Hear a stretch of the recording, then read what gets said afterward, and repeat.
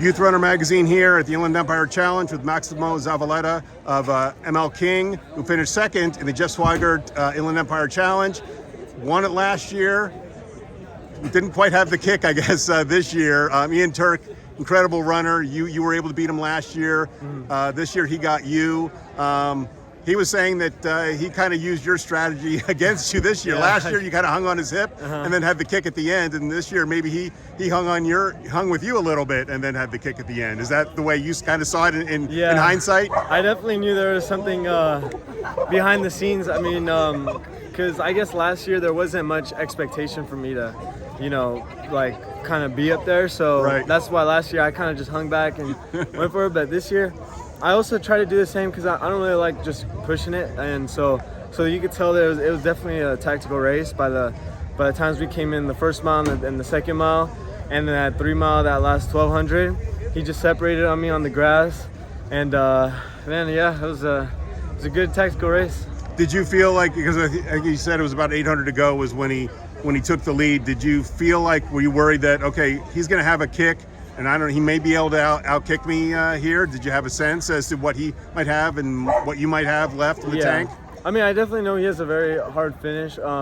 It's just when I was trying to stick with him when he was separating, and I couldn't. I think maybe, I don't know, it might have been the grass. I'm not sure, but because he had flats and I had vapor flies, so it's definitely harder for vapor flies on grass. But I mean, yeah, once I could tell, like, it was every kind of 200, 300, I could tell him kind of keep pushing it a little bit more, and I was trying my best, but I knew he's a great runner. I mean, he played that very well.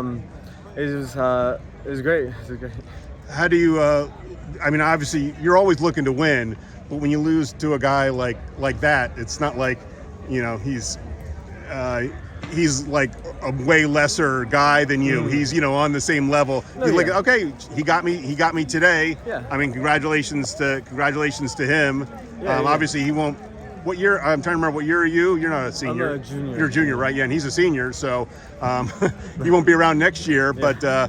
But how do you look? Do you look at disappointment, or like, hey, he got me today, give him credit, or do you things you can learn from this? I mean, of course. I mean, give credit where credit's due, and also build from this. Learn how these kind of tactical races work, how to stick closer, just make it so there's not even any like room for a gap, and yeah, I mean, overall it was a great day. I could definitely learn a lot of things from this as well.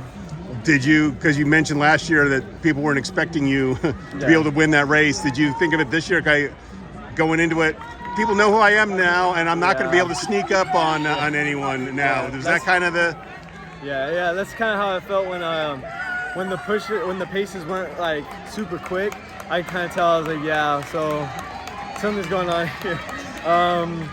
But I mean, yeah, I can't just hide in the shadows anymore. I gotta work with my skills, define my skills, sharpen them for next time. I can't lurk around behind someone that Right. You people know who you are now. So what's next for you? I think I'm doing Mount Sac. You're doing Mount Sac. Yeah. Okay. So are you competing on Saturday in one of the sweepstakes races, probably on Saturday? Yeah. Okay. Congratulations. Thank you. So great race. Thank you.